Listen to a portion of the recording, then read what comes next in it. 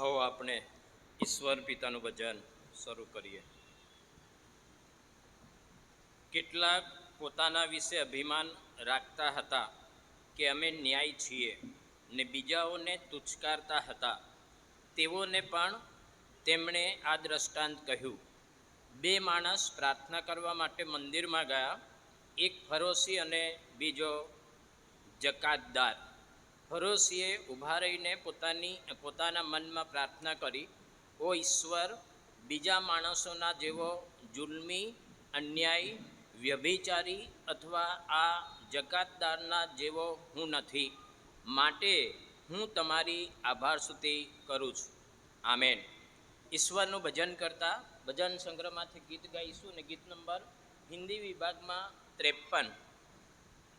હિન્દી વિભાગમાં ગીત નંબર 53 ઊભા થઈશું ને ઈશ્વરનું ભજન શરૂ કરતા પૂરું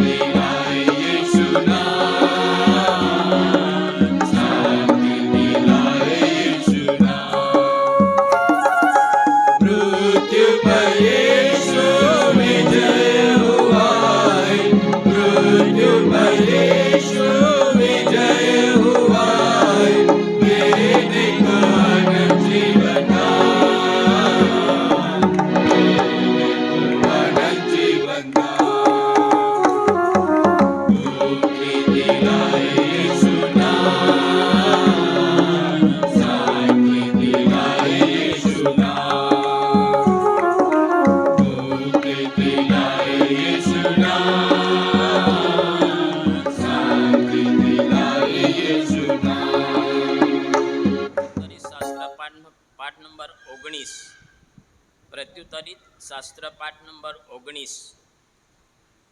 પશ્ચાતાપ.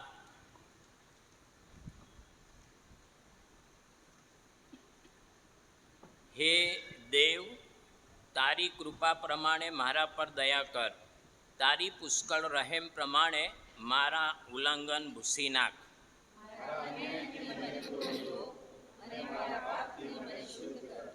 કેમ કે મારા ઉલ્લંઘન હું જાણું છું અને મારું પાપ નિત્ય મારી આગળ છે.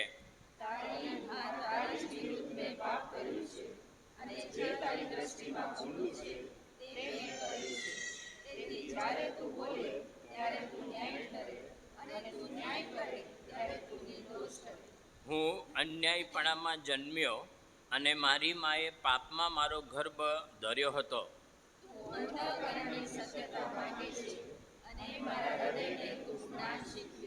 જુફ્ફાથી મને ધોજે એટલે હું શુદ્ધ થઈશ. મને નવડાવતો હું હિમ કરતા ધોળો થઈશ.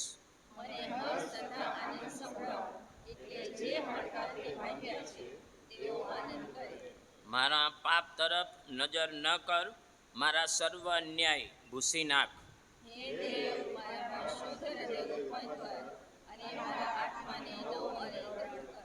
તારી સન્મુખથી મને કાઢી મૂકતો નહીં. તારા તારણનો હર્ષ મને પાછો આપ અને ઉદાર આત્મય કરીને મને નિભાવી રાખ.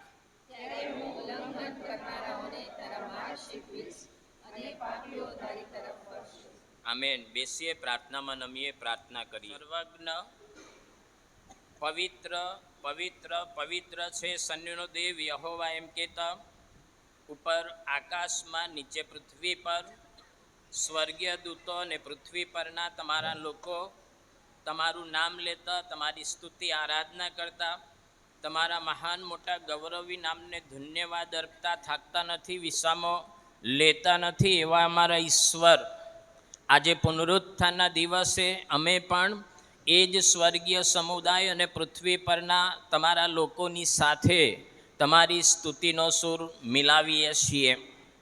તમે અમારા રાજા છો, પ્રભુ છો, માલિક છો, ઉત્પન્ન કરતા પણ છો. તમે સૃષ્ટિનું સર્જન કર્યું, સર્વ સજીવોને પ્રભુ તમે બનાવ્યા. આકાશ, પૃથ્વી, કુદરત, સર્વ સજીવોને બનાવીને પ્રભુ તમે સર્વ ઉપર ઉત્પન્ન કરતા તરીકે અધિકાર રાખ્યો. મનુષ્યને પણ પ્રભુ તમે તમારી પવિત્ર પ્રતિમામાં બનાવ્યું અને મનુષ્ય ઉપર તમને અધિકાર છે, માન છે, મહિમા છે, સત્તા છે અને ગૌરવ પણ છે. અને એવા અમારા ઈશ્વર, ઉત્પન્ન કરતા પ્રભુ, અમે તમારી સ્તુતિ, તમારું સ્તવન કરીએ છીએ.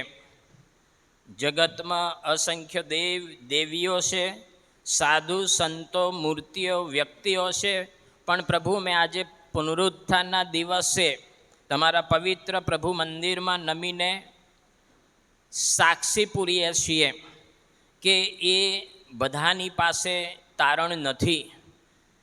એ બધા મનુષ્યના પાપોની માફી આપી શકતા નથી. તેઓ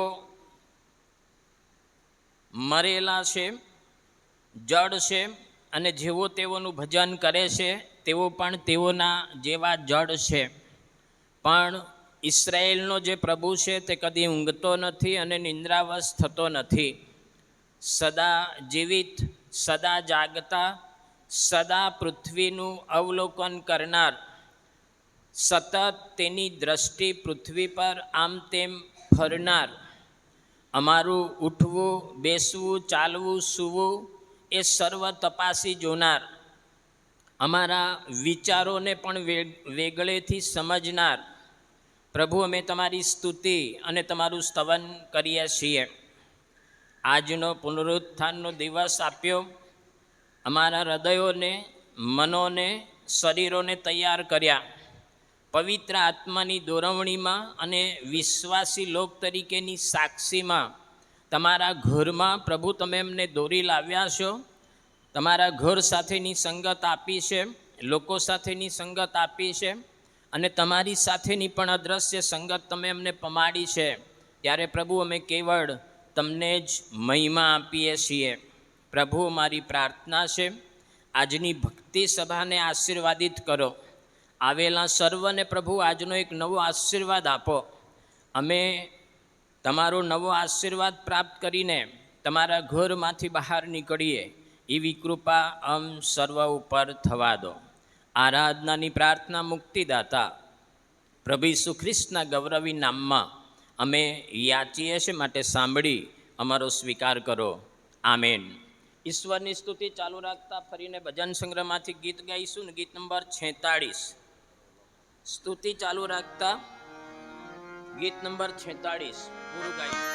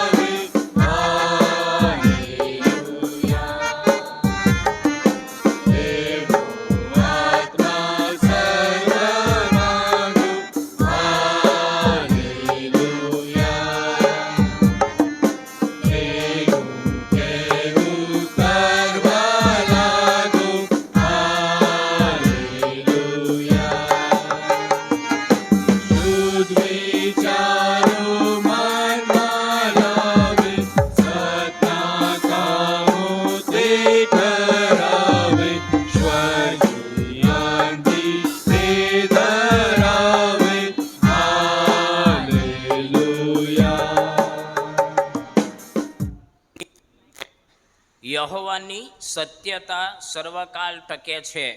યહોવાની સ્તુતિ કરો. અતિ પ્રેમાળ, અતિ ગૌરવવાન રાજાધિરાજ અમારા જીવતા અમે તમારો આભાર માનીએ છીએ. ગત રાત્રિ સર્વ માટે તમે આશીર્વાદિત બનાવી, સર્વને સારી ઊંઘ આરામ આપ્યા, જીવતા રાખ્યા અને તમારું ભજન કરવા, તમારા ગુણગાન ગાવા, તમારી સ્તુતિ આરાધના કરવા, અમારા શરીરોરૂપી અર્પણો અને દાનરૂપી અર્પણો તમારી પાસે લાવવા પ્રભુ તમે એમને આ ઘરમાં દોરી લાવ્યા છો. અમે કેવળ તમારો જ આભાર માનીએ છીએ. ગત આખું અઠવાડિયું પણ પ્રભુ તમે મારી સાથે રહ્યા. સેવાઓ, નોકરીઓ, વેકેશન, હાથોની મહેનત એ બધું જ પ્રભુ તમે આશીર્વાદિત કર્યું. અઠવાડિયા દરમિયાન તમે મારી સાથે રહ્યા, સાથે ચાલ્યા. અત્યારે પણ પ્રભુ તમે મારી સાથે છો. અમે કેવળ તમને મહિમા આપીએ છીએ. ખાસ કરીને પ્રભુ અમે તમારો આભાર માનીએ છીએ, સ્તુતિ કરીએ છીએ તમારા પુત્ર ઈસુને માટે. જગત પર તમે પ્રેમ કર્યો, જગત પરના પ્રેમના કારણે તમારા પુત્ર પ્રભુ ઈસુ ખ્રિસ્તને તમે જગત પર મોકલ્યા. એ ઈસુ જગતમાં આવ્યા, સેવાઓ કરી, ચમત્કારો કર્યા, વધસ્તંભ પર પોતાનું બલિદાન આપ્યું, દટાયા અને ફરીથી સજીવન થયા. એ ઈશ્વર પિતાની તારણ સાધક જે યોજના છે, મનુષ્યને માટે આત્મિક જે વ્યવસ્થા છે, એ બધા માટે પ્રભુ અમે સ્તુતિ સ્તવન કરીએ છીએ. એ જ ઈસુમાં તમે અમારું તારણ કર્યું, એ જ ઈસુમાં તમે અમારો ઉદ્ધાર કર્યો, એ જ ઈસુમાં અનંતકાળિક જીવન છે, એ પણ પ્રભુ તમે અમને બતાવ્યું છે. અમે કેવળ તમને મહિમા જ આપીએ છીએ. સ્થાનિક મંડળીને માટે, વૃદ્ધો માટે પ્રભુ અમે આભારી છીએ, કારણ કે પ્રભુ તમે વૃદ્ધોની સાથે રહ્યા છો. તમે તેઓને દોર્યા છે, ચલાવ્યા છે, સ્થિર રાખ્યા છે, મજબૂત કર્યા છે. આભાર જ માનીએ છીએ. મોટેરાઓ માટે અમે સ્તુતિ કરીએ. સેવામાં પ્રભુ તમે જોતર્યા છે, નોકરીઓમાં પણ પ્રભુ તમે સામેલ કર્યા છે, જુદી જુદી પ્રવૃત્તિઓમાં પ્રભુ તમે તેમનો ઉપયોગ કર્યો છે. ત્યારે અમે મોટેરાઓ માટે પણ તમને માન, મહિમા અને ગૌરવ આપીએ છીએ. પ્રત્યેક જુવાનો માટે પણ પ્રભુ અમે આભારી છીએ, કારણ કે એ જુવાનો મંડળીનું ધન છે અને એ તમારામાં દ્રઢ થાય, મજબૂત બને, તમારી સેવાઓ કરે, તમને ઊંચા ઉઠાવે, એવી અપેક્ષા પ્રભુ એ જુવાનો પાસે તમે રાખો છો. અને એ દિશામાં પ્રભુ તમે એ જુવાનોને દોરી રહ્યા છો, ચલાવી રહ્યા છો. તમે તેમને જુદા જુદા ક્ષેત્રમાં ઉપયોગમાં લઈ રહ્યા છો. પ્રભુ અમે તમારો આભાર જ માનીએ છીએ. ખાસ અમે બાળકો માટે પણ તમારી સ્તુતિ સ્તવન કરીએ છીએ. એ પણ તમારા તરફથી આપેલો આશીર્વાદ છે. એ બાળકોની પ્રભુ તમે કાળજી લીધી છે, સંભાળ રાખી છે. માતા પિતાઓના હાથોમાં અને તમારી અદ્રશ્ય હાજરીમાં પ્રભુ તમે તેઓનો ઉછેર કરી રહ્યા છો. તમે તેમને તમારો આશીર્વાદ આપી રહ્યા છો. પ્રભુ અમે કેવળ તમને મહિમા જ આપીએ છીએ. ખાસ કરીને અમે સૌરાષ્ટ્ર અને કચ્છ વિસ્તારને માટે આભારી છીએ. એ મંડળીઓને માટે પ્રભુ અમે સ્તુતિ સ્તવન કરીએ છીએ.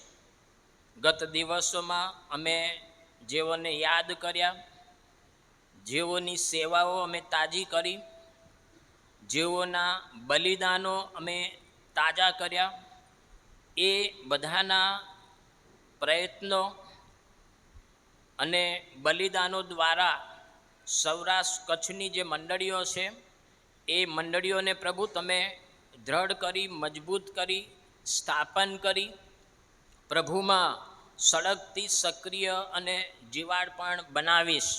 ત્યારે પ્રભુ એક તમારી કૃપા ભલાઈ માટે અમે કેવળ તમારો આભાર માનીએ છીએ. ખાસ કરીને પ્રભુ અમે આભાર માનીએ છીએ, સ્તુતિ કરીએ છીએ મારા ગુજરાત રાજ્યને માટે. ગુજરાત રાજ્યમાં તમે અમને મૂક્યા છે, રાખ્યા છે, અમારો ઉપયોગ કર્યો છે અને ઉપયોગ કરતા આવ્યા છો. ખાસ પ્રભુ અમે આત્મિક સ્વતંત્રતા માટે તમારો આભાર માનીએ છીએ, કારણ કે પ્રભુ આજે તમારા લોક તરીકે, વિશ્વાસી લોક તરીકે અમે ગમે ત્યાં, ગમે ત્યારે, ગમે તેટલી સંખ્યામાં તમારું ભજન કરવાને માટે એકઠા મળી શકીએ છીએ. અને જે આત્મિક મોકળાશ છે એ માટે પ્રભુ અમે સ્તુતિ સ્તવન કરીએ છીએ. અમારા ભારત દેશ માટે અમે આભારીશ. રાજકીય પક્ષો, શાસક પક્ષો, વિરોધ પક્ષો, બધાને માટે અમે કેવળ તમને મહિમા જ આપીએ છીએ. CNI ગુજરાત ડાયોસિસ, એનું માળખું, વ્યવસ્થા, નીતિ નિયમો, એનું બંધારણ, એ બધા માટે પ્રભુ અમે સ્તુતિ અને સ્તવન જ કરીએ છીએ. ખાસ પ્રભુ અમે માન્ય બિશપ રાઈટ રેવ સિલ્વાન સાહેબ, ડેપ્યુટી મોડરેટર તરીકે તમે તેમને પાછલા કેટલાક સમયથી એ જવાબદારી સોંપી, ગુડાકાના બિશપ તરીકે, સિનડના ડેપ્યુટી મોડરેટર તરીકે પ્રભુ તમે તેમનો ભરપૂરપણે ઉપયોગ કરી રહ્યા છો. તમે તેમને સંભાળી રહ્યા છો, તમે તેમને તંદુરસ્ત રાખી રહ્યા છો, તમે તેમને તમારું સામર્થ્ય અને પવિત્ર આત્માની દોરવણી આપી રહ્યા છો. માથા નમાવીને કેવળ પ્રભુ અમે તમારો આભાર જ માનીએ છીએ. ખાસ પ્રભુ અમે આભાર માનીએ છીએ, સ્તુતિ કરીએ છીએ કે તમે અમારા ઉપર પ્રેમ કરો છો અને એ પ્રેમે કરીને તમે અમને તમારા બનાવવા માંગો છો. પણ પ્રભુ અમે વચનો તરફ દ્રષ્ટિ કરીએ, અમારા અર્પણો તમારી પાસે લાવીએ એ પહેલાં એક દ્રષ્ટિ અમે અમારા જીવનો તરફ કરીએ છીએ. તમે પવિત્ર પ્રભુ છો અને પવિત્ર ઈશ્વર હોઈને તમે અમારી પાસે પવિત્રતા ચાહો છો. આજે અમે હૃદયથી કબૂલ કરીએ છીએ કે પ્રભુ એ પવિત્રતા આપવામાં અમે સદંતર નિષ્ફળ ગયા છે.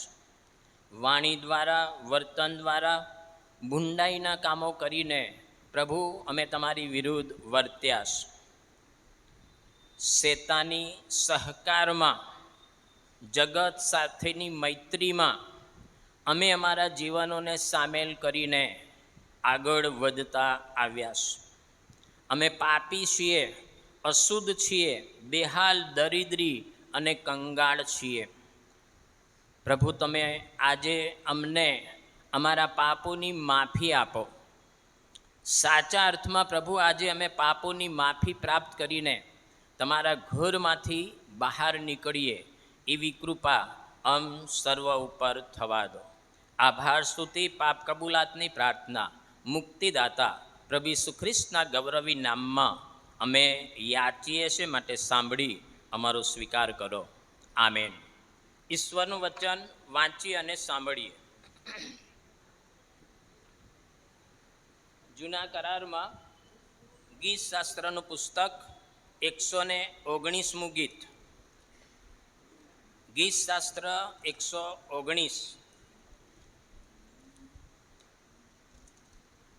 41મી કલમથી તો 48મી કલમ સુધી વાંચીએ અને સાંભળીએ.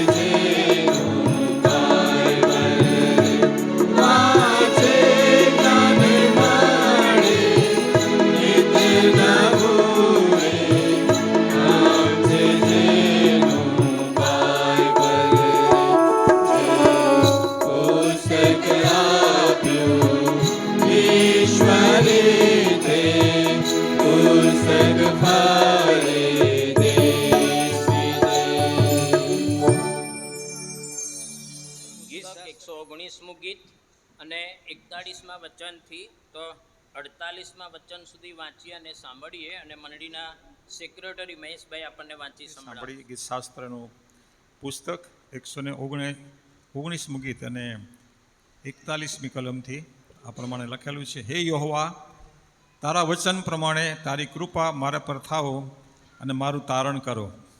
તેથી હું મારું અપમાન કરનારને ઉત્તર આપી શકીશ, કેમ કે મને તારા વચનનો ભરોસો છે. મારા મુખમાંથી સત્ય વચનો કદી ન લઈ લે, કેમ કે હું તારા ન્યાય વચનોની આશા રાખી રહ્યો છું. હું નિરંતર તારો નિયમ સદા સર્વદા પાડીશ. હું તારા શાસનોનો શોધનાર છું, માટે હું નિરાતે જીવીશ. વળી રાજાઓની આગળ હું તારા સાક્ષીઓ કહી સંભળાવીશ અને તેમાં શરમાઈશ નહીં. તારી આજ્ઞાઓમાં હું આનંદ પામીશ. તેઓ પર મેં પ્રેમ કર્યો છે. તારી આજ્ઞાઓ પાળવા પણ હું મારા હાથ ઊંચા કરીશ. તેમના પર મેં પ્રેમ કર્યો છે અને હું તારા વિધિઓનું મનન કરીશ. આ પ્રભુના વચનો છે. આમેન. વાયર આપણને સ્તુતિ આરાધનામાં દોરશે. સ્તુતિ આરાધનામાં જોડાઈએ. પ્રભુ ઈસુ ખ્રિસ્ત દરેક સવાલના જવાબ છે અને દરેક દર્દના ઈલાજ છે. ત્યારે આપણે સાથે મળીને ગાઈએ કે હર સવાલ કા જવાબ દો.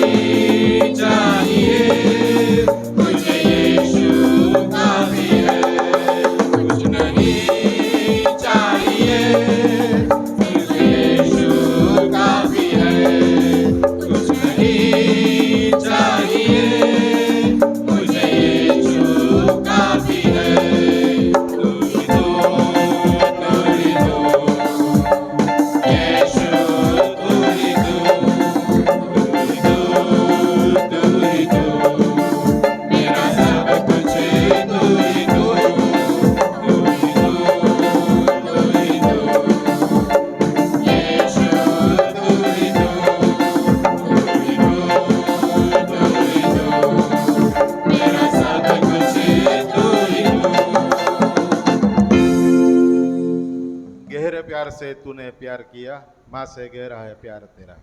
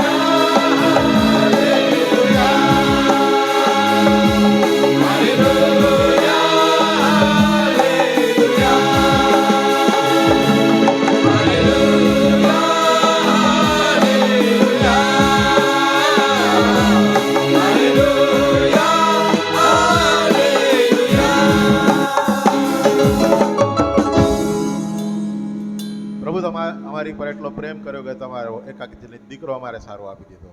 એ પ્રેમને માટે અમે તમારો આભાર માનીએ છીએ અને મારા સ્તુતિના અર્પણો અને અમારા જીવનો તમારી હજુરમાં લાવીએ છીએ, જેનો સ્વીકાર કરો પ્રભુ ઈસુના નામમાં, આમેન. વચન અનુસાર અમે તમારી પાસે આવીએ છીએ અને અમારી વિનંતીઓ પ્રભુ તમારી પાસે લાવીએ છીએ. તમે અમારા સ્વામી છો, પ્રભુ છો, માલિક છો, ઉત્પન્ન કરતા પણ છો. તમે અમને પ્રેમ કરો છો. તમે અમારા ઉપર તમારી કૃપા, દયા, ભલાઈ અને આશીર્વાદો પ્રગટ કરો છો. અત્યારે ખાસ પ્રભુ અમે સ્થાનિક મંડળીને તમારી પાસે લાવીએ છીએ. મંડળી પ્રભુ તમારી છે, તમે સ્થાપન કરી છે અને વૃદ્ધિ આપવી એ પણ પ્રભુ તમારી શક્તિ અને તમારું સામર્થ્ય છે.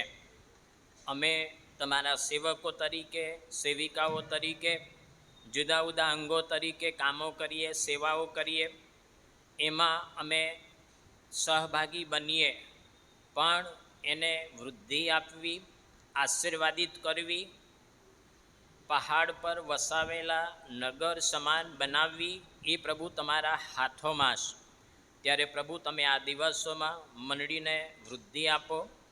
એ ચાહે આત્મિક રીતે હોય, ભૌતિક રીતે હોય કે પછી ગમે તે રીતે હોય, એ તમારામાં વૃદ્ધિ પામે, દ્રઢ બને, મજબૂત બને અને મંડળી દ્વારા પ્રભુ ગુડાકાની વૃદ્ધિ થાય, તમારા રાજ્યને પણ વૃદ્ધિ થાય એવી પ્રભુ અમે ખાસ પ્રાર્થના કરીએ છીએ.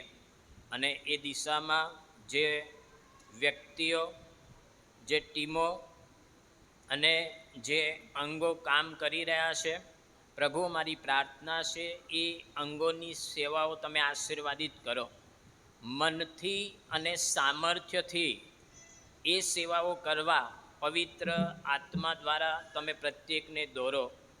ખાસ કરીને પ્રભુ અમે આભાર માનીએ છીએ, સ્તુતિ કરીએ છીએ. પાછલા દિવસોમાં અમારામાંથી ઘણાઓને પ્રભુ તમે પરાક્રમનો અનુભવ આપ્યો. ગત દિવસોમાં મરણના દૂતે પ્રવેશ કર્યો, તમે એ વાલાઓને દિલાસો આપ્યો. અને અત્યારે જેઓ દવાખાનાઓમાં છે, ઘરોમાં છે, સારવાર હેઠળ છે, પ્રભુ અમે એ પ્રત્યેકને તમારી પાસે લાવીએ છીએ. તમે એ સર્વને જુઓ છો અને સર્વને પ્રભુ તમે ઓળખો છો. જ્યાં હોય ત્યાં પ્રભુ તમે તમારી અદ્રશ્ય હાજરી જવા દો. તમારો ચમત્કારિક હાથ સ્પર્શ કરવાનું ચાલુ રાખો કે જેથી કરીને એ તમારા ઘવાયેલા હાથના સ્પર્શમાં તમારું પરાક્રમ સતત વહેતું રહે. જે ક્ષતિઓ હોય, નબળાઈ હોય, કમજોરીઓ હોય, એ બધું જ તમારું પરાક્રમ દૂર કરે. એ તમારા સેવકો હોય, સેવિકાઓ હોય કે તમારા બાળકો હોય, એ નવી તાજગી પામે, તંદુરસ્તી પામે, તમારો આશીર્વાદ સંપાદન કરે એવી પ્રભુ અમે ખાસ પ્રાર્થના કરીએ છીએ.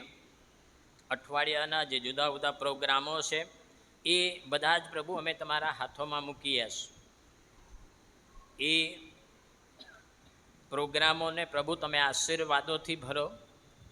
જેઓ એમાં લીડિંગ કરે, સહભાગી બને, તેઓને પણ પ્રભુ તમે પવિત્ર આત્માના સામર્થ્યથી ભરો.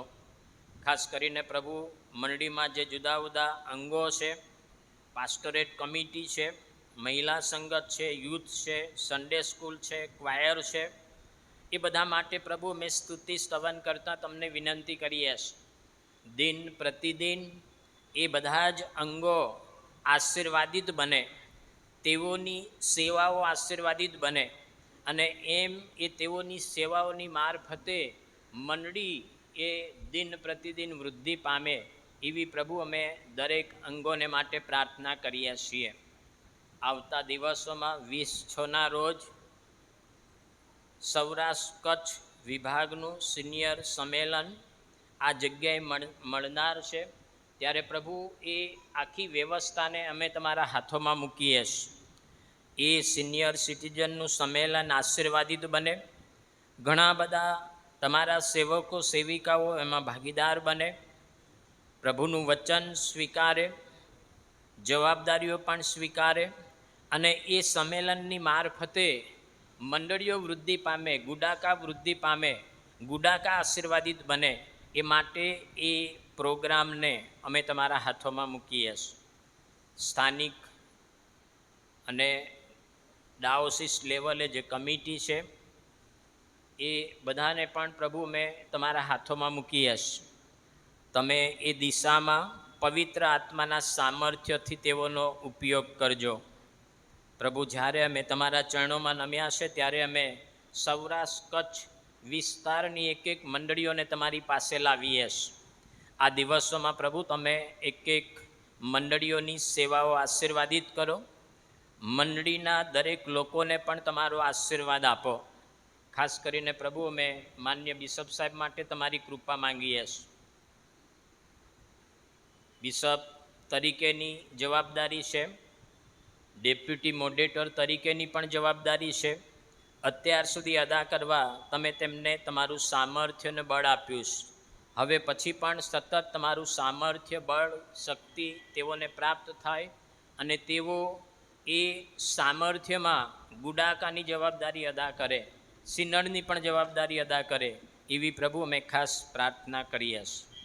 ફરીને એકવાર તમે અમારી પ્રાર્થનાઓ સાંભળી છે, એનો પ્રત્યુત્તર આપ્યો છે, એ માટે સ્તુતિ સ્તવન કરતા પ્રાર્થના મહાન મધ્યસ્થ જીવતા પ્રભુ ઈસુના ગૌરવી નામમાં માંગીએ છીએ. માટે સાંભળી અમારો સ્વીકાર કરો. આમેન. વચનો તરફ જઈશું એ પહેલાં વાયર આપણને સ્પેશિયલ ગીતમાં દોરશે. હાલેલુયા. ગયા રવિવારે યુનાઇટેડ ક્રિશ્ચિયન ટ્રસ્ટ રાજકોટ મારફતે બોક્સ ક્રિકેટ ટુર્નામેન્ટ યોજાઈ ગઈ કાલાવાડ રોડ ઉપર, અને એમાં આપણી મંડળીમાંથી લગભગ 23 સભ્યોએ ભાગ લીધેલો હતો. 9 ટીમ હતી, 7-7ની વ્યક્તિની ટીમ, ખેલાડીની ટીમ હતી. અને એમાં આપણી મંડળીમાંથી જે લોકોએ ભાગ લીધો એ સર્વને અભિનંદન આપીએ છીએ. અને લગભગ આપણી ટીમમાંથી જે મુખ્ય ખેલાડીઓ હતા એ જીતેલા છે, વિનર્સ બનેલા છે. તો મને લાગે છે કે રેનિક્સભાઈ હાજર હોય તો એ જે ટીમ કમિટી બનાવી હતી, પાસ્ટર રાઇટર્સ જોસેફ અને રેનિક્સભાઈની, રેનિક્સ ક્રિશ્ચિયન બંને વ્યક્તિ એના માટે જવાબદાર હતા. તો આગળની કાર્યવાહી માટે હું એમને માઇક સોંપું છું. Praise the lord. હાલેલુયા. ઈશ્વર પિતાનો આભાર માનીએ છીએ, પ્રભુના નામની સ્તુતિ કરીએ છીએ. પાછલા દિવસોમાં એટલે લાસ્ટ સન્ડે બોક્સ ક્રિકેટ ટુર્નામેન્ટનું આયોજન કરવામાં આવ્યું અને યુસીટીઆર મારફતે આ ટુર્નામેન્ટનું આયોજન કરવામાં આવ્યું. અને આપણી મંડળીમાંથી કુલ 9 ટીમ હતી, અને એટલે 9 ટીમ એટલે 9 કેપ્ટન હોય. અને આપણી મંડળીમાંથી 3 કેપ્ટન તરીકે સિલેક્ટ કરવામાં આવ્યા હતા. એમાંથી રોનાલ્ડભાઈ ક્રિશ્ચિયન, બીજા કેપ્ટન તરીકે રેનિસન પાંથ અને ત્રીજા કેપ્ટન તરીકે સ્ટેનલીભાઈ મારુને પસંદ કરવામાં આવ્યા હતા. અને ઈશ્વર પિતાનો પુષ્કળ આભાર માનીએ છીએ, પ્રભુના નામની સ્તુતિ કરીએ છીએ કે આ ટુર્નામેન્ટ દરમિયાન પ્રભુની ઉપસ્થિતિ રહી. અલગ અલગ મંડળીના પ્લેયર્સ હતા અને એ ટીમ સાથે મળીને જે ટુર્નામેન્ટ રમવાનો આનંદ લઈ શકે એના માટે અમે ઈશ્વર પિતાનો પુષ્કળ આભાર માનીએ છીએ. સાથે પાળક સાહેબ, આપણા રેવરન હઠીલા સાહેબ પણ ઉપસ્થિત રહ્યા હતા. એમના માટે પણ અમે પુષ્કળ આભાર માનીએ છીએ, પ્રભુના નામની સ્તુતિ કરીએ છીએ. કુલ 12 મેચ રમવામાં આવ્યા હતા. એમાંથી 2 સેમિફાઇનલ ને 1 ફાઇનલ. અને જલ્દીથી આગળ આવી જશો જે હું નામ બોલીશ. 3rd મેચના મેન ઓફ ધ મેચ તરીકે દીપકભાઈ પટેલ, તમે આગળ આવશો. અને પાળક સાહેબને વિનંતી કરીશ કે તેઓ આગળ આવશે ને એમને મેડલ આપીને એમને સન્માનિત કરશે.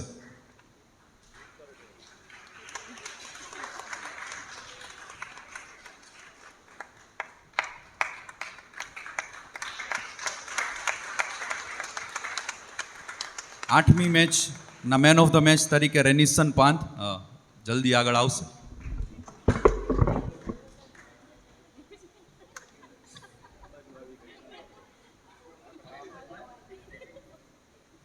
મહેશ અંકલને વિનંતી કરીશ કે મેડલ પહેરાવીને સન્માનિત કરશે.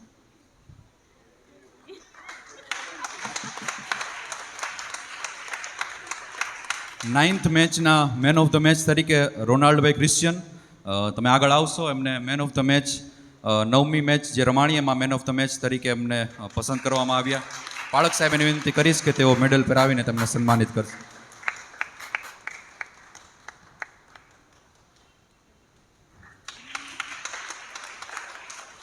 આપણી 3 કેપ્ટન, એમાંથી સેમિફાઇનલમાં પ્રભુએ 2 કેપ્ટનને જવાની તક આપી. અને એમાં સેમિફાઇનલનો જો મેચ હતો એમાં મેન ઓફ ધ મેચ તરીકે વિક્ટરભાઈ મહોત્રા, તેઓ આગળ આવશે. અને મહેશ અંકલને વિનંતી કરીશ કે તેઓ મેડલ આપીને એમને સન્માનિત કરશે.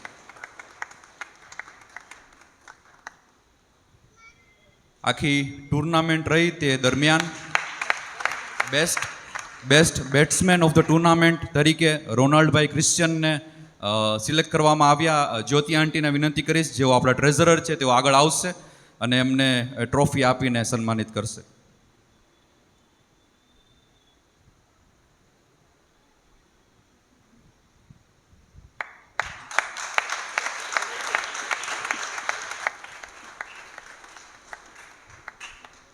મેન ઓફ ધ સિરીઝ તરીકે પણ રોનાલ્ડભાઈ ક્રિશ્ચિયનને સિલેક્ટ કરવામાં આવ્યા. મહેશ અંકલને વિનંતી કરીશ કે તેઓ ટ્રોફી આપીને તેમને સન્માનિત કરશે.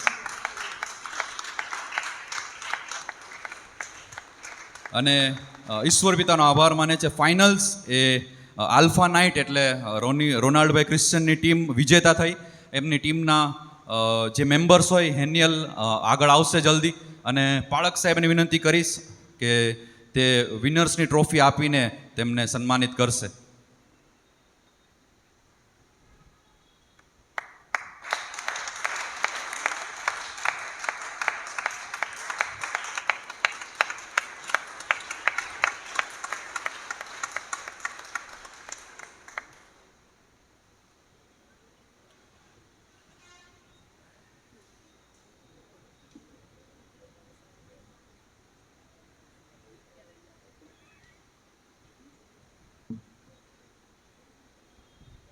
Thank you. દરેકને અભિનંદન. જે લોકો ભાગ લીધો, સેમિફાઇનલમાં ના આવ્યા કે ફાઇનલમાં ના આવ્યા, પણ રમ્યા, એના માટે ધન્યવાદ. જૂન 2026નો મંડળીનો જે પ્રાર્થનાપત્ર છે એ તૈયાર જ છે, અને આ ભક્તિ સભા પૂરી થયા પછી જે પીટર ટીમના સભ્યો છે એ તમને પહોંચાડશે. જૂન 2026નો પ્રાર્થનાપત્ર આપ ઘરે વ્યક્તિગત પ્રાર્થના કરતા હો, કૌટુંબિક પ્રાર્થના કરતા હો કે કોટેજ પ્રેયર મિટિંગમાં પ્રાર્થના કરો, ત્યારે એને યાદ રાખશો. Thank you very much.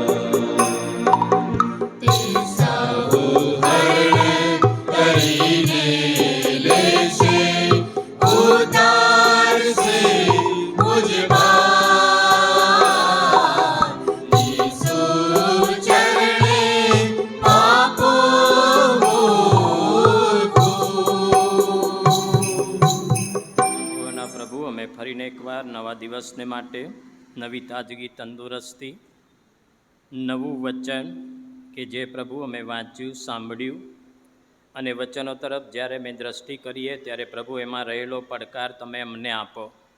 એ પડકાર અમે પ્રાપ્ત કરીએ અને પ્રભુ ઈસુમાં સાચા તમારા લોક બનીએ, વિશ્વાસી લોક બનીએ અને પ્રભુ ઈસુમાં વધુ દ્રઢ બનીએ, મજબૂત બનીએ એવી કૃપા થવા દો.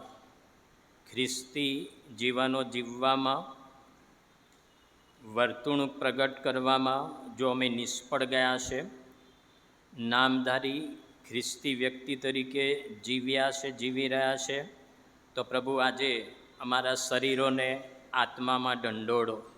અમે સાચા અર્થમાં વિશ્વાસી લોક બનીએ અને વિશ્વાસી લોક બનીને વિશ્વાસી કૃત્યો કરીએ, કરણી પ્રગટ કરીએ, જીવન પ્રગટ કરીએ એવી કૃપા આમ સર્વ ઉપર થવા દો.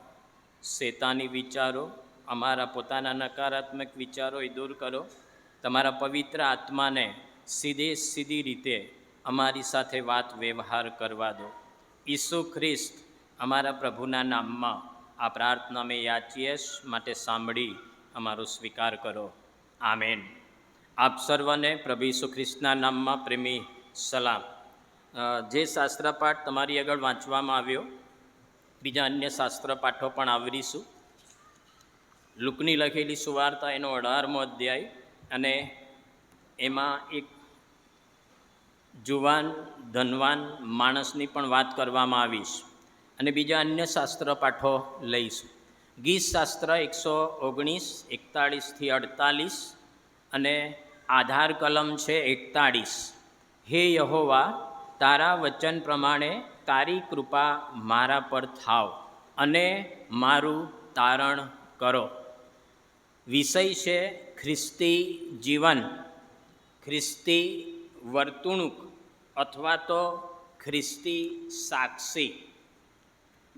આપણે એવું માની લઈએ છીએ કે પૃથ્વી પરની કોઈ પણ સંસ્થા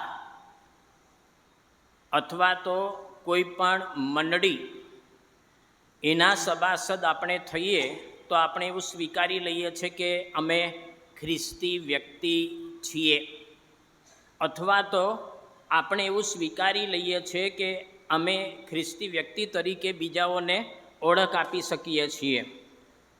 પછી ભલે એ સંપ્રદાયમાં કે મંડળીમાં ગયેલો માણસ કે સ્ત્રી કે પુરુષ એ પ્રભુનું વચન પાળે કે ન પાળે, પણ ખરો ખ્રિસ્તી ત્યારે કહેવાય જ્યારે ખ્રિસ્તના રક્તમાં નાયા હોય,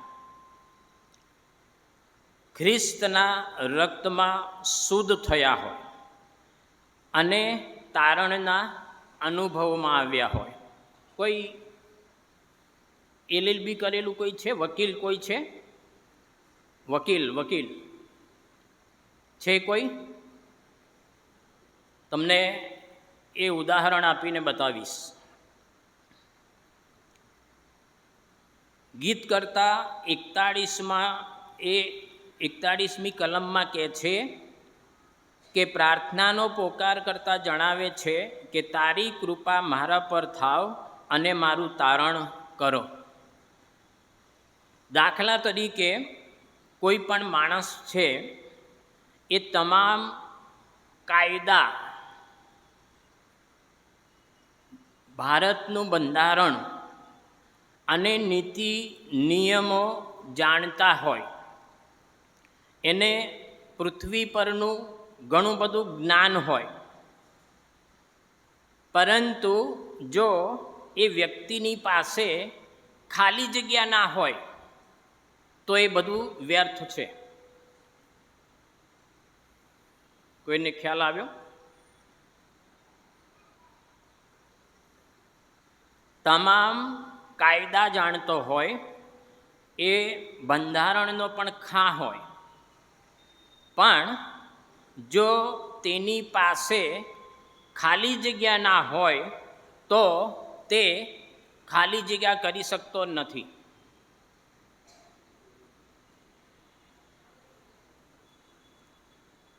એટલે જ મેં વકીલનું કહ્યું, વકીલાતનું કહ્યું.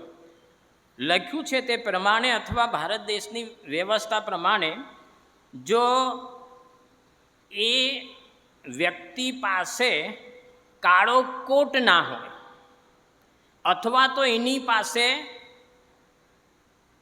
LLBની ડિગ્રી ના હોય તો તે વકીલાત કરી શકતો નથી, અને કરે તો એ ડુપ્લિકેટમાં જાય અને ભારત દેશની વ્યવસ્થામાં એના ઉપર શિક્ષાત્મક પગલાં લેવામાં આવે.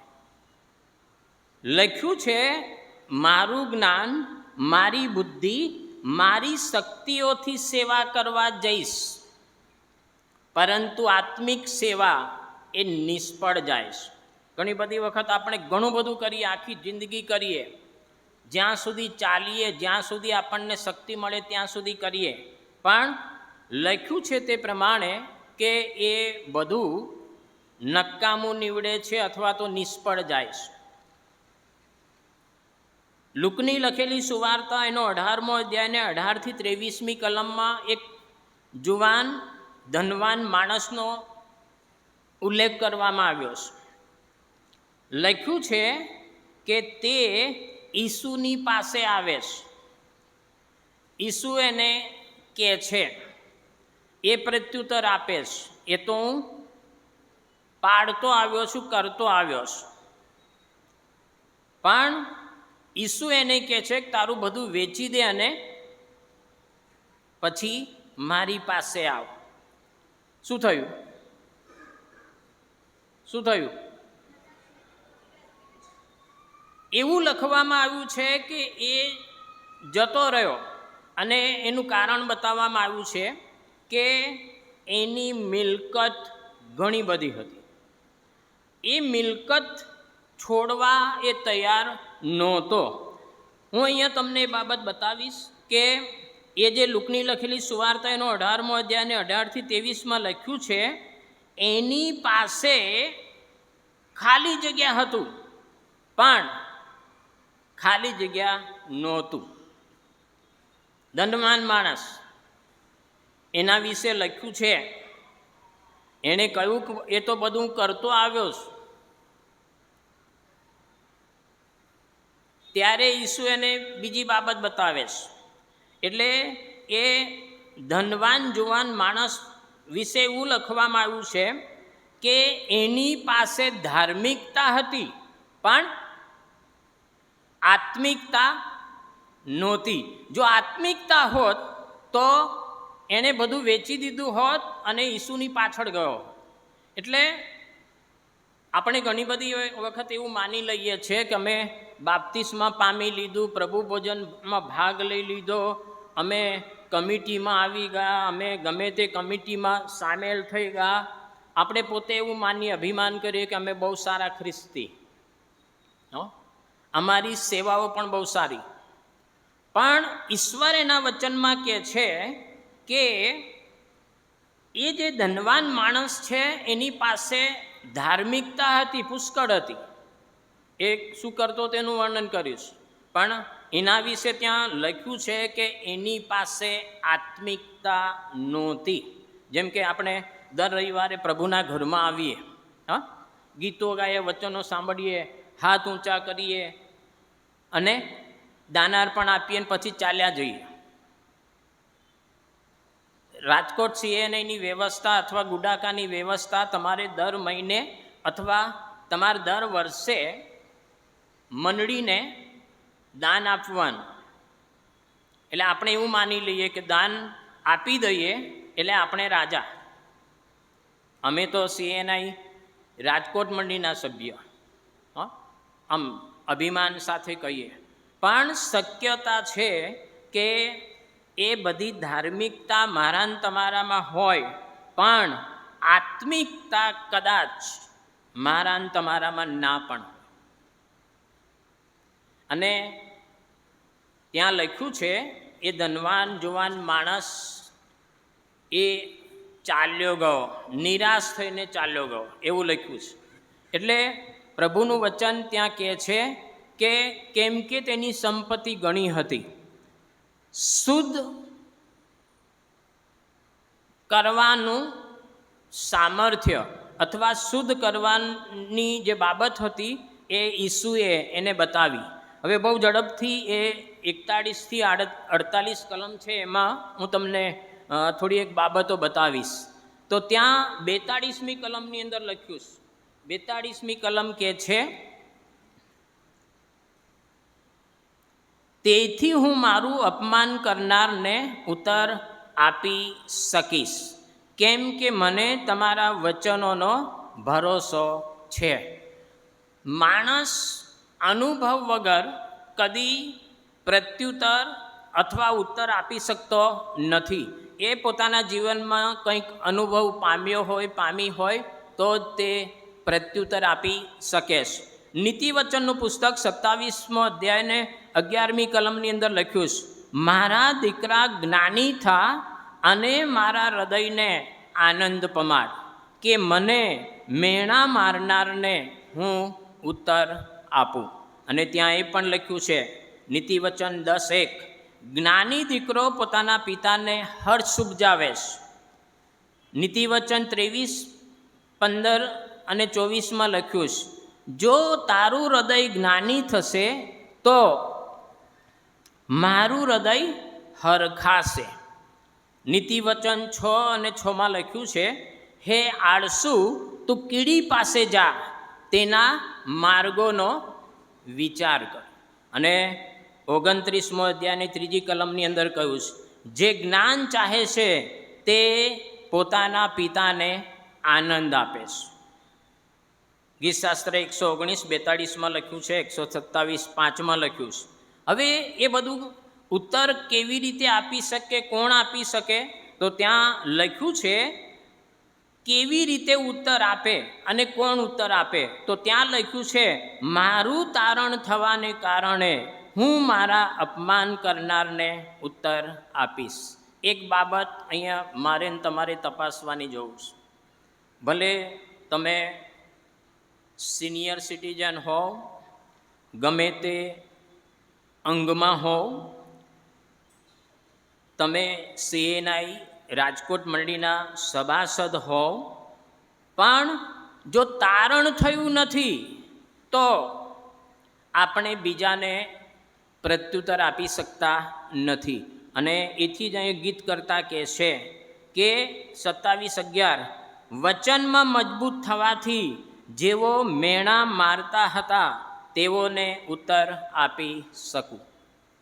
વચનમાં મજબૂત થવાથી જ આપણે સામેવાળી વ્યક્તિને અથવા વિરોધ કરનાર વ્યક્તિને પ્રત્યુત્તર આપી શકીએ છીએ. કલમ 25માં લખ્યું છે, જેઓ મને ધૂળ ભેગા કરી દેવા માંગતા હતા તેઓ જાણે મને ઊભો કરનાર દેવ છે તે સમજી શકે અથવા જાણી શકે. અપમાન કરનારા એટલે દુષ્ટો, કે જેઓને દેવનું ભય નથી અને જ્ઞાન નથી. એટલે પ્રભુ એના વચનમાં 42 અને 10માં લખ્યું છે, તારો ઈશ્વર ક્યાં છે એમ મને દરરોજ કહીને મારા શત્રુઓ જાણે કે મારા હાડકાં કચરી નાખતા હોય તેમ મને મેણા મારે છે. એટલે 119 અને 23માં લખ્યું છે, સરદારો પણ પોતાના આસન પર બેસીને મારી વિરુદ્ધ બોલતા હતા, પણ તમારા સેવકે તો તમારા વિધિઓનું મનન કર્યું છે. વચનનું મનન, વિધિઓનું પાલન, એ જ્યારે વ્યક્તિ કરે છે ત્યારે તે દુષ્ટને અથવા શેતાનને પ્રત્યુત્તર આપી શકે છે. ત્યાર પછી ત્યાં બીજી બાબત લખી છે 44મી કલમની અંદર લખ્યું છે, હું નિરંતર તમારો નિયમ સદા સર્વદા પાડીશ. હવે ખ્રિસ્તી છીએ, રાજકોટ CNI ચર્ચના છીએ, બીજા ઇતર મંડળીઓના છીએ, સંપ્રદાયના છીએ, પણ પ્રભુ એના વચનમાં કહે છે કે હું નિરંતર તમારો નિયમ સદા સર્વદા પાડીશ. ત્યાં હિન્દીમાં લખ્યું છે, મેં તેરી વ્યવસ્થા પર સદા સર્વદા ચલતા રહું. એટલે પ્રભુ એના વચનમાં કહે છે કે નિરંતર તથા સદા સર્વદા નિયમનું પાલન કરીશ. તમે જોશો તો ત્યાં લખ્યું છે પાડીશ, માનીશ અને સ્મરણમાં લાવીશ અથવા તો કરીશ. પુનર્નિર્માણ પુસ્તક એનો 6 અધ્યાય અને 25મી કલમમાં લખ્યું છે, સર્વ આજ્ઞાઓ તેની પ્રત્યે કાળજીથી પાડીએ તો તે આપણા લાભમાં ન્યાયપણાને અર્થે ગણાશે. એટલે પ્રભુ એના વચનમાં કહે છે કે દેવનો નિયમ સદાકાળ એવો ને એવો જ છે. અને કલમ 89, 111, 112, 144, 152 ને 160માં લખ્યું છે કે હું નિરંતર તમારા નિયમનું પાલન કરીશ. ઘણી બધી વખત એવું બને છે કે આપણે પાલન કરીએ છીએ પણ કોઈક વાર એ પાલન કરવાનું ચૂકી જઈએ છીએ. આજે પ્રભુની પાસે આવીએ ને આપણે પોતાની જાતોની તપાસ કરીએ કે આપણે પ્રભુના નિયમનું પાલન સદા કરીએ છીએ કે કેમ. ત્યાર પછી ત્યાં 45મી કલમની અંદર લખ્યું છે, હું તમારા શાસનોનો શોધનાર છું, માટે હું નિરાંતે જીવીશ. હવે ત્રીજી બાબત ત્યાં લખી છે, હું તમારા શાસનોનો શોધનાર છું, માટે હું નિરાંતે જીવીશ. હવે નિરાંતે જીવીશ એટલે શું? નિરાંતે જીવીશ. 119 ને 45માં લખ્યું છે, કલમ 94માં પણ લખ્યું છે, હું તમારો છું, મને બચાવો, કેમ કે મેં તમારા શાસનો શોધ્યા છે. 155માં લખ્યું છે, દુષ્ટોથી તારણ વેગળું છે, કેમ કે તેઓ તમારા વિધિઓ શોધતા નથી. અને નીતિવચન 4 અને 12માં લખ્યું છે, તું ચાલશે ત્યારે તારા પગલાં સંકોચ પામશે નહીં. અને ત્યાં લખ્યું છે, અને તું દોડશે ત્યારે તને ઠોકર વાગશે નહીં. એટલે પ્રભુ એના વચનમાં કહે છે નિરાંતે જીવીશ. એટલે એનો અર્થ એમ થયો કે કોઈ પણ જાતની તકલીફ નહીં, કોઈ પણ જાતની મુશ્કેલી નહીં, અને એ વગર જીવવું એને કહેવાય કે નિરાંતે જીવીશ. હવે ત્યાં પ્રભુનું વચન કહે છે ગીતશાસ્ત્ર 18 ને 19માં નિરાંતે જીવીશ એટલો અર્થ લખ્યો છે, તે મને ખુલ્લી જગ્યામાં કાઢી લાવ્યો. એટલે એનો અર્થ એમ થયો કે જ્યારે પાપરૂપી કાદવમાં હતા, શેતાનની ગુલામગીરીમાં હતા, શેતાનની જુસરી તળે હતા, ત્યારે પ્રભુ કહે છે કે તે મને ખુલ્લી જગ્યામાં કાઢી લાવ્યા. ત્યાર પછી યોહાન 8:32-36માં પણ લખ્યું છે, સત્ય તમને મુક્ત કરશે. અને ત્યાં એ પણ લખ્યું છે, દાસત્વમાંથી મુક્ત કરશે. એટલે આજે તો જો તમે જુઓ તો મને ઘણી બધી વખત થાય, ઘણા બધા ઈશ્વરના લોક, સેવકો, સેવિકાઓ, દીકરીઓ, દીકરાઓ એ શેતાનના દાસત્વમાં જીવી રહ્યા છે.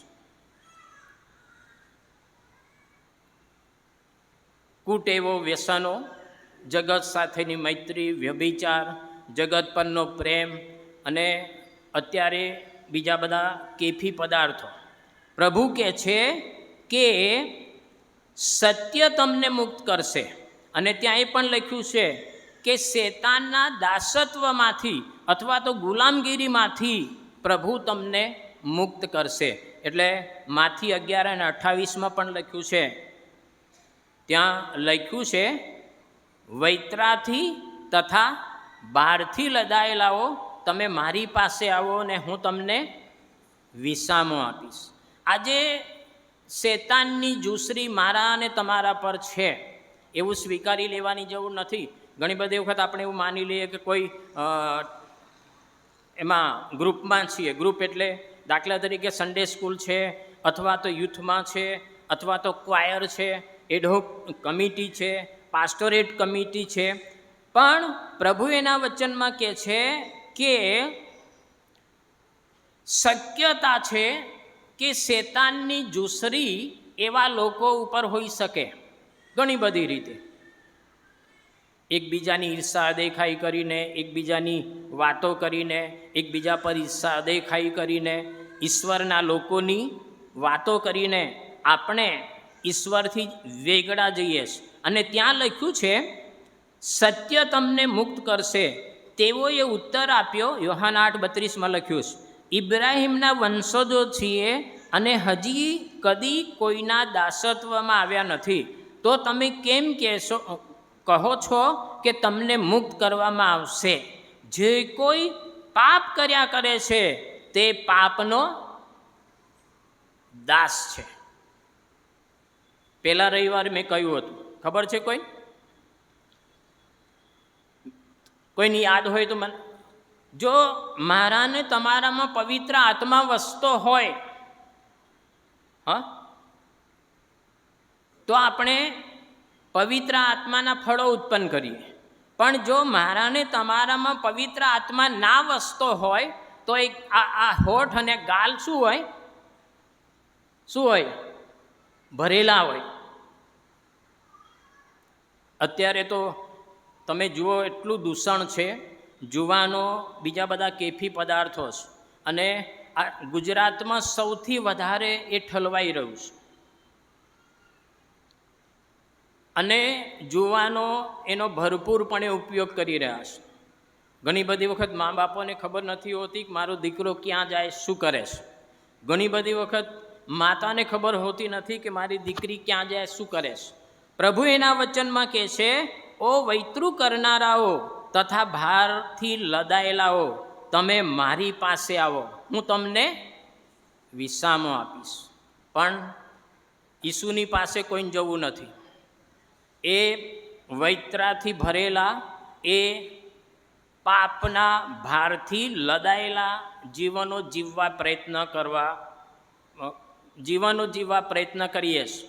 ઘણી બધી વખત તો એ જ ભારથી લદાયેલાઓ અથવા તો વૈતૃ કરનારાઓ ભલે હોઈએ, પણ આપણે જો સેવામાં ના લે તો શું થાય?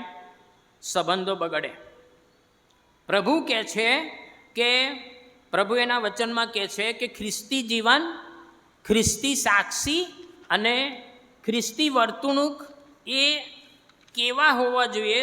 તો અહીંયા બીજી બાબત મેં તમને કહી. પહેલી બાબત કઈ હતી કે ઉત્તર આપીશ. બીજી બાબત મેં તમને કહી હતી કે હું નિરંતર તમારો નિયમ પાડીશ, વચનનું પાલન કરીશ. અને ત્રીજી બાબત મેં તમને કહી હતી કે હું નિરાંતે જીવીશ. માણસ ક્યારે નિરાંતે જીવે? તો પ્રભુ એના વચનમાં કહે છે કે એ વૈતૃ કરનારાઓ અને પાપના ભારથી લદાયેલાઓ જ્યારે પ્રભુની પાસે આવે છે ત્યારે પ્રભુ તેઓનો ભાર ઓછો કરે છે અને તેઓને શાંતિ અને વિસામો અને આનંદ આપે છે. ત્યાર પછી ત્યાં 47મી કલમની અંદર લખ્યું છે, તમારી આજ્ઞાઓમાં હું આનંદ પામીશ, તેઓ પર મેં પ્રેમ કર્યો છે.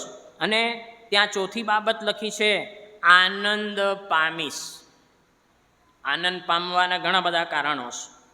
પ્રભુ એના વચનમાં કહે છે 119:1 ગીતશાસ્ત્ર 1 અને પેલીની બીજી કલમ, તમારી આજ્ઞાઓમાં હું આનંદ પામીશ.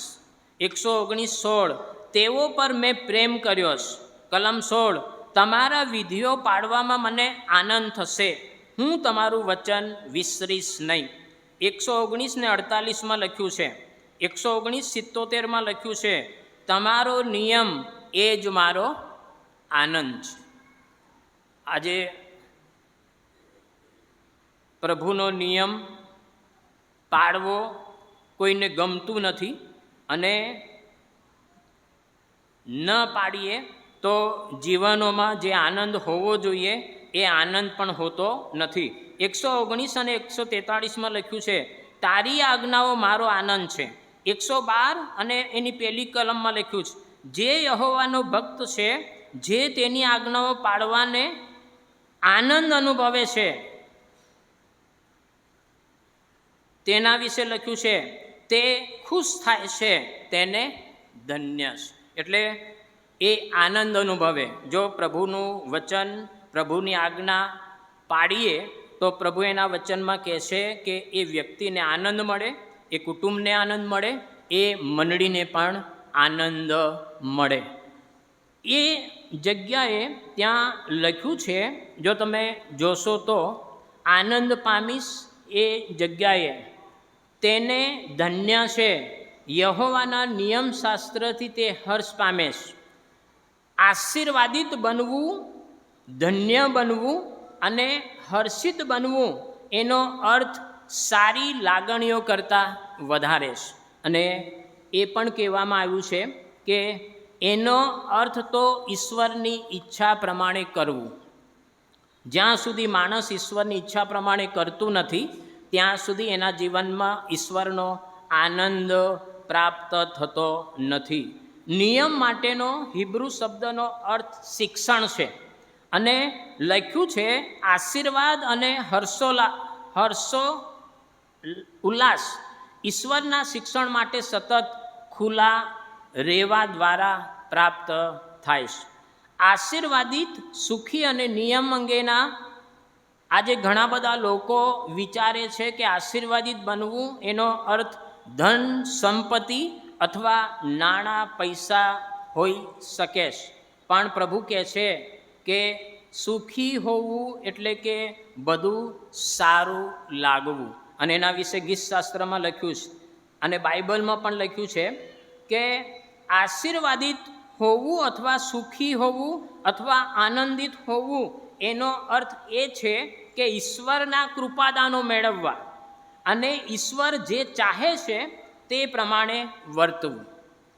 ઈશ્વર તરફથી કૃપાદાનો મેળવવા અને ઈશ્વર જે ચાહે તે પ્રમાણે વર્તવું. ઘણી બધી વખત ઈશ્વર જે પ્રમાણે આપણને દોરવા ચાહે, વાપરવા ચાહે, ઉપયોગમાં લેવા ચાહે, પણ આપણે એનાથી દૂર રહીએ અને પોતાની રૂએ વર્તવા પ્રયત્ન કરીએ છીએ. કેટલીક વાર આશીર્વાદ અથવા સુખમાં માલ મિલકતનો સમાવેશ થતો નથી. જેમ કે ખાવા માટે ખોરાક અને રહેવા માટેનું સ્થળ અને કુટુંબ એ ઈશ્વરના આશીર્વાદની નિશાની છે. ગીતશાસ્ત્ર 127:3 લખ્યું છે. જો તમે જોશો તો ત્યાં 128:4 અને 5મી કલમમાં લખ્યું, 144માં પણ લખ્યું છે. આ તમામ બાબતો ઈશ્વર તરફના કૃપાદાનો છે. તે જીવનને અને ભવિષ્યને સુખી બનાવે છે. અને લખ્યું છે સાચું જીવન એટલે કે ઈશ્વર સાથેનો સંબંધ. પ્રભુ કહે છે, હું નથી કહેતો, ઈશ્વરની ઈચ્છા પ્રમાણે જીવન જીવવું.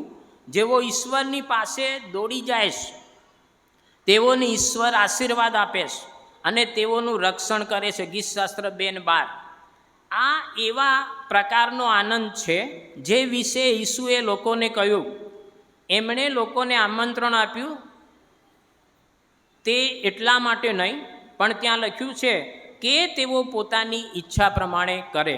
અને ત્યાં એ પણ લખ્યું છે પરંતુ એના બદલે ઈશ્વર તરફ પાછા ફરે. એટલે જો વ્યક્તિ ઈશ્વર તરફ પાછી ફરે તો એને ઈશ્વરનો આનંદ મળે છે.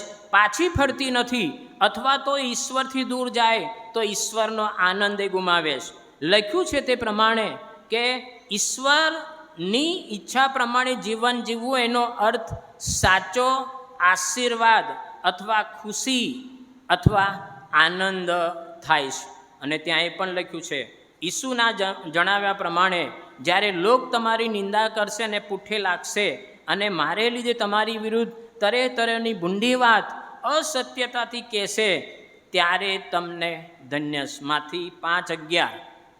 એટલે ઈશ્વર એના વચનમાં બતાવે છે કે હું ને તમે ઈશ્વરની આજ્ઞાઓનું પાલન કરીએ, આપણે આપણું જીવન ઈશ્વરને સમર્પિત કરીએ, આપણે આનંદ ભૌતિક બાબતોમાં નહીં પણ આત્મિક બાબતોમાં જ્યારે પ્રાપ્ત કરીએ છીએ ત્યારે ઈશ્વર મને તમને આશીર્વાદો આપે છે. ત્યાં 48મી કલમની અંદર એક બાબત લખીશ. હું આવ્યો ત્યારથી એક બાબત જોઉં છું, ઘણાને જોઉં છું, પણ વિક્ટરભાઈ, મને આમ ખ્યાલ ને મેં નામ પૂછ્યું, કોઈને ખબર છે વિક્ટરભાઈ શું કરે છે? શું કરે? એ બાકડો છોડી દે છે ને વચ્ચે આવી જાય છે. તમે એમને જોયા કદી? 119માં એ એક બાબત સમાયેલી છે, એ હું તમને કહીશ.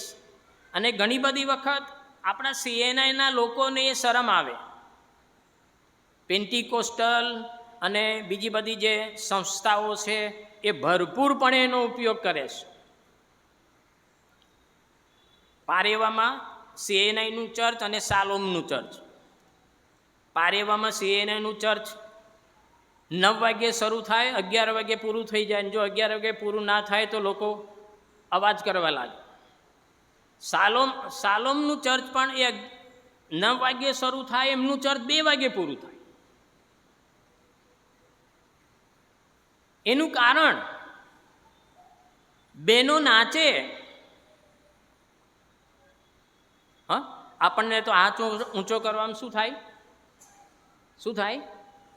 CNIના લોકોને હાથ ઊંચો કરવામાં શરમ આવે. અને મને બરોબર ખબર છે કે એટલે જ બીજી બધી મંડળીઓ એમ કહી જાય છે કે CNIના લોકોમાં આ બાબત નથી.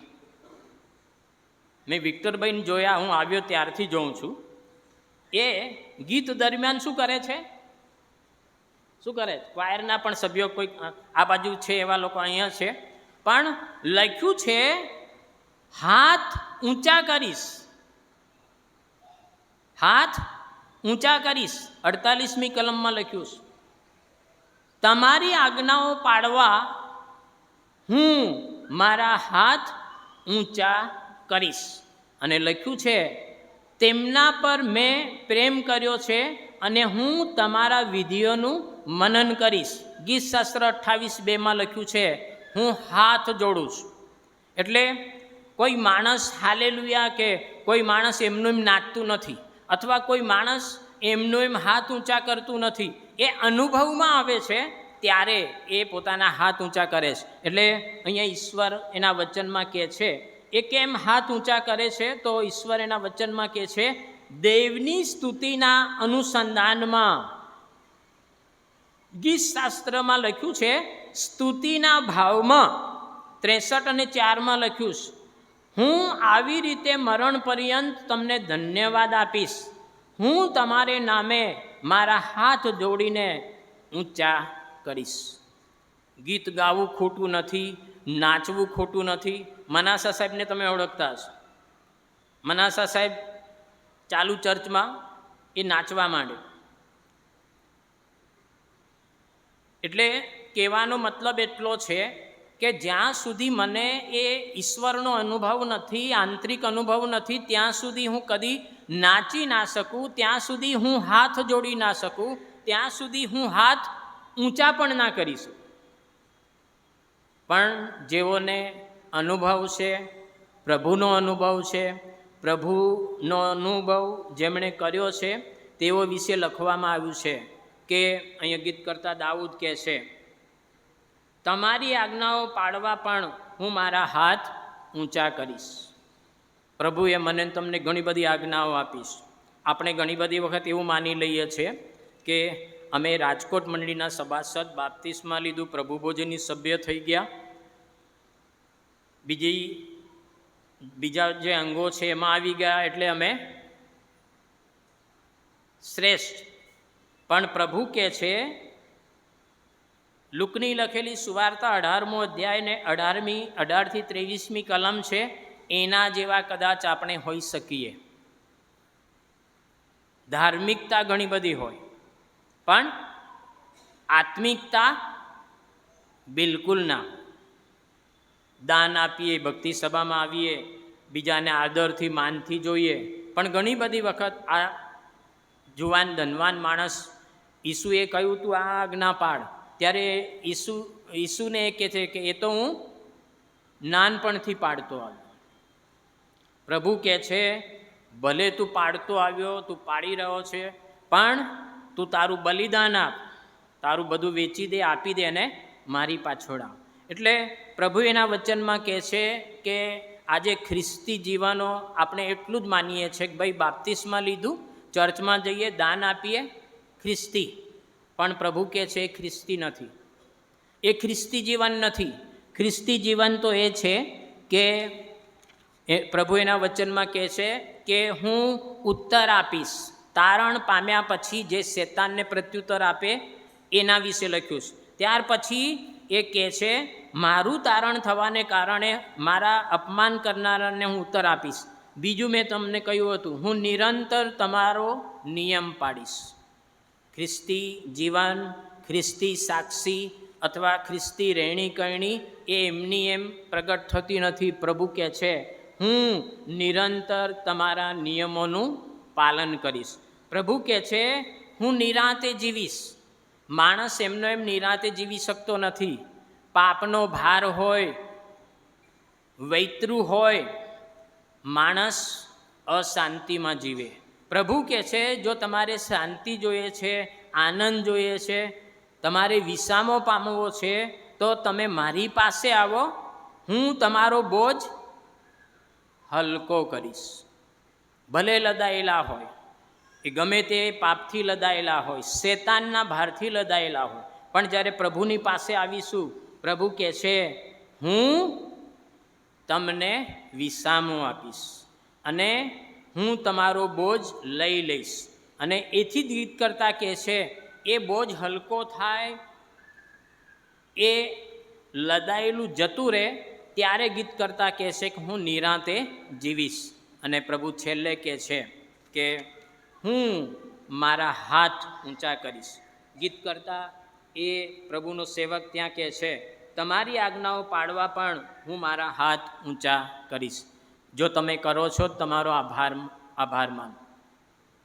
પણ જો તમને હાથ ઊંચો કરવો, ઈશ્વરની સ્તુતિ કરવી, ઈશ્વરને મહિમા આપવો જો તમને શરમ લાગતી હોય, તો પ્રભુ અહીંયા એ ગીત કરતાની મારફતે કહે છે કે હું તમારી આજ્ઞાઓ પાડવાને મારા હાથ ઊંચા કરીશ. પ્રભુ આ દિવસોમાં આપણ બધાને કૃપા આપે.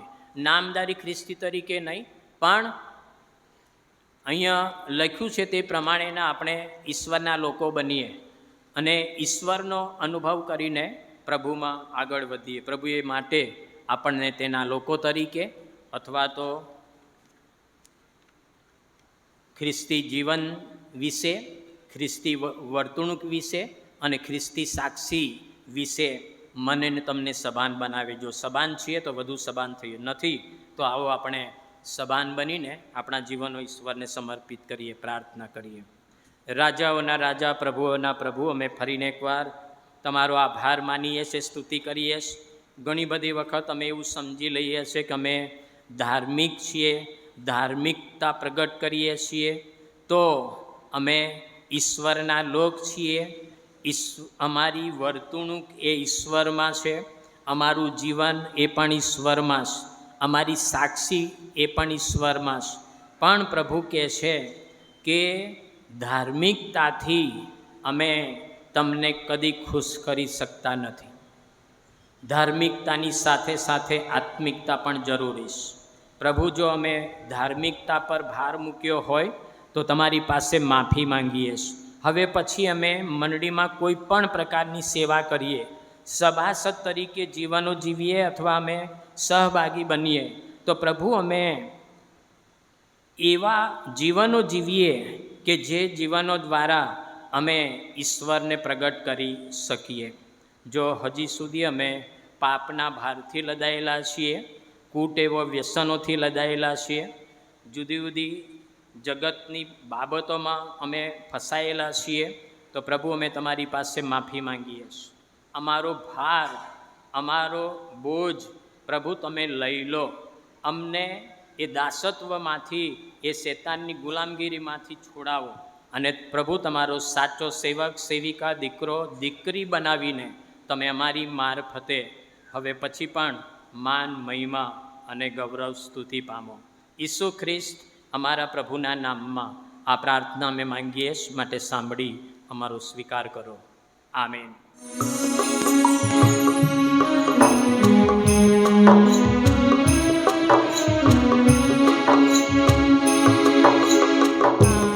જીવન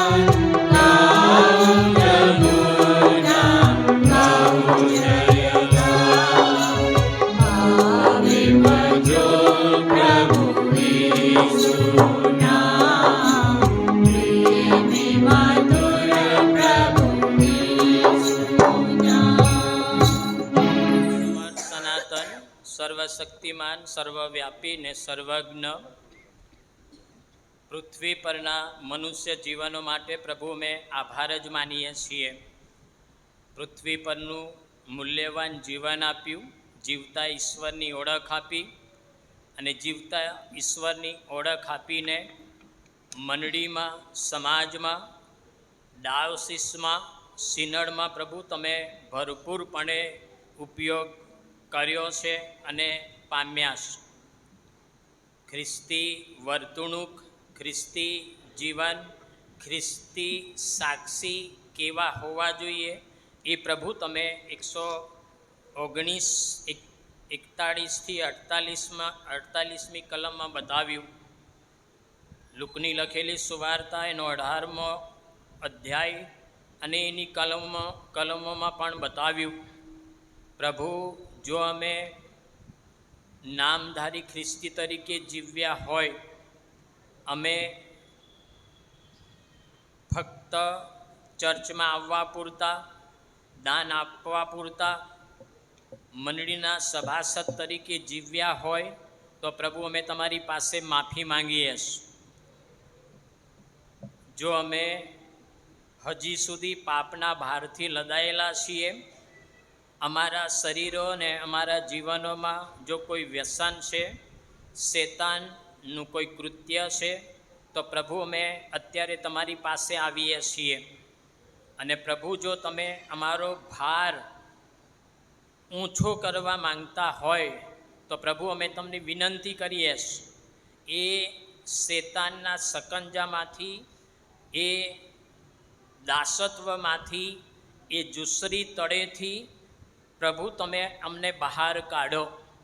અમે બહાર આવીએ, મુક્તપણે જીવનો જીવીએ, આત્માથી અને સત્યતાથી આ મંડળીમાં સેવાઓ કરીએ અને સેવાઓ કરીને પ્રભુ રાજકોટ મંડળીને અમે પ્રગતિના પંથ તરફ દોરી જઈએ એવી કૃપા તમે અમારા ઉપર થવા દો. જો શેતાને કોઈક પ્રકારે અમારો ઉપયોગ કર્યો છે, કરી રહ્યો છે, પ્રભુ અમારી પ્રાર્થના છે શેતાનને પણ અમે ઈસુના રક્તમાં ધમકાવીએ છીએ, એ દૂર જાય અને કેવળ પ્રભુ ઈસુ ખ્રિસ્ત અમારા જીવનોમાં આવે અને અમારા જીવનોમાં અદ્રશ્ય રીતે વ્યવહાર કરે એવી પ્રભુ અમે પ્રાર્થના કરીએ છીએ. અત્યારે જે દાનો વાંચવામાં આવ્યા, જુદા જુદા હેતુસર એ દાનો લાવવામાં આવ્યા, પ્રભુ એ પ્રત્યેક વ્યક્તિઓને માટે અમે તમને વિનંતી કરીએ છીએ, જે તેઓનો હેતુ છે એ પરિપૂર્ણ કરો. એ દાનો ઉપર અને તેમના ઉપર પ્રભુ તમે તમારો આશીર્વાદ મોકલો. દાનો અને તેઓ તમારા મહિમા માટે વપરાય એવી પ્રભુ અમે ખાસ પ્રાર્થના કરીએ છીએ. તમે અમને સેવાઓ સોંપી છે, નોકરીઓ આપી છે, જ્ઞાન, બુદ્ધિ, ડાપણ, જુદા જુદા વ્યવસાયો આપ્યા છે અને અત્યારે પ્રભુ અમે એ બધામાંથી તમે આપ્યું છે એમાંથી રવિદાન રૂપી અર્પણ અને શરીર રૂપી અર્પણ પ્રભુ અમે તમારી પાસે લાવ્યા છે. અમારી પ્રાર્થના છે એ રવિદાન રૂપી અર્પણો કે આભાર સ્તુતિ કે દશાંશ રૂપી અર્પણો, પ્રભુ એ બધાનો તમે અંગીકાર કરો, એ ઉપર આશીર્વાદ મોકલો. અમને પણ પ્રભુ તમારો આશીર્વાદ આપો. અમે અને દાનો કેવળ ઈશ્વરના મહિમા માટે વપરાઈએ એવી કૃપા થવા દો. છૂટા પડીએ ત્યારે તમારી સમક્ષતા અમારી સાથે રહેવા દો. ઈસુ ખ્રિસ્ત અમારા પ્રભુના નામમાં આ પ્રાર્થના મેં માંગીએ, માટે સાંભળી અમારો સ્વીકાર કરો. આમેન. ઓ આકાશમાં અમારા બાપ, તમારું નામ પવિત્ર મનાવો, તમારું રાજ્ય આવો, તે પૃથ્વી પર તમારી ઈચ્છા પૂરી થાવ. દિવસની મારી રોટલી આજ અમને આપો, જેમ અમે અમારા ઋણોને માફ કર્યા છે તેમ તમે અમારા ઋણો અમને માફ કરો. અમને પરીક્ષણમાં ન લાવો, પણ ઊંડાથી મારો છૂટકો કરો, કેમ કે રાજ્ય, આમેન. અને હવે આપણા તારનાર પ્રભુ ઈસુ ખ્રિસ્તની કૃપા, દેવ બાપનો પ્રેમ, પ્રભુ પવિત્ર આત્માની અદ્રશ્ય સંગત, ત્રિએક દેવનો આશીર્વાદ આપણ બધાની સાથે અને જેઓ પ્રભુમાં હકારાત્મક જીવનો જીવી રહ્યા છે તેઓ સર્વની સાથે હમણાંથી સદા સર્વકાળ સુધી હોજો. આમેન.